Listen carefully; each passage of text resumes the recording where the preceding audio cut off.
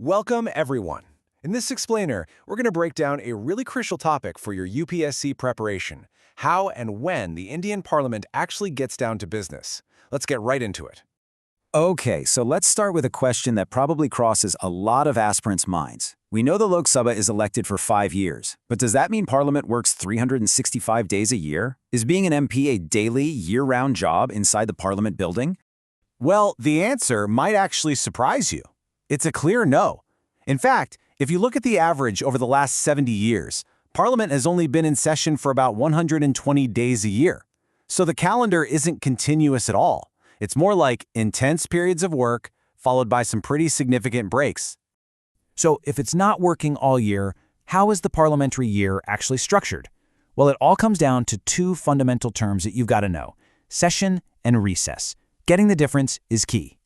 And it's pretty simple, really. A session is the period when Parliament is actively meeting to conduct business, debating bills, asking questions, all that stuff.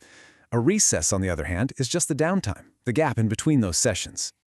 Now, this isn't just some casual arrangement. The Constitution itself lays down one very clear, hard and fast rule. The gap between any two sessions cannot be more than 6 months. So what does that imply? It means, constitutionally, Parliament has to meet for at least 2 sessions every single year. So, while the Constitution only demands a minimum of 2 sessions, a really strong convention is developed over the years for 3. So, let's take a look at how a typical parliamentary year is structured. The annual cycle kicks off with the longest one, the budget session, which typically runs from February to May. After that, you've got the monsoon session from July to September, and the year usually wraps up with the winter session in November and December. Now, a key detail here is that there are no fixed dates, just these general timeframes. Right, so if the dates aren't fixed, who decides when a session actually begins? Who calls all the MPs to come together and convene? Well, that very significant power lies with the President of India. And this official process is called summoning. Before every single session, the President issues a summon, which is basically a formal invitation calling all members of Parliament to attend. Here's a great analogy to help this stick in your mind. The President's power to summon is kind of like Aladdin's lamp. Once it's used, the members are pretty much compelled to appear for the session.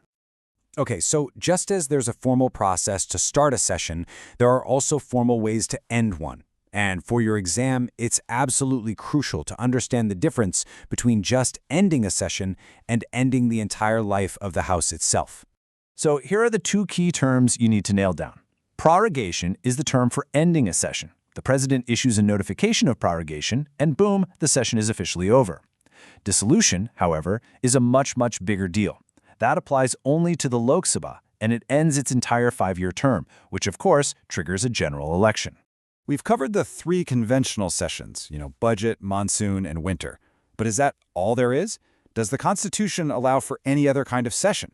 And the answer is yes, it does, but only under specific and pretty important circumstances. So there are 2 distinct scenarios where a special session can be called.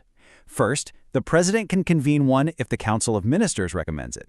Second, and this is a really important check and balance, if a national emergency is in effect, the President must convene a special session if at least 1/10 of the Lok Sabha members request it, with a 14-day notice, specifically to discuss revoking that emergency. And that brings our whole explainer to a close. We've covered the what, the when, and the how of parliamentary sessions, all the way from summoning by the President to the critical difference between prorogation and dissolution. But I want to leave you with a final thought to ponder, especially for your mains answers. In a country facing the complex challenges of the 21st century, is an average of 120 working days a year for our Parliament truly enough? Something to think about.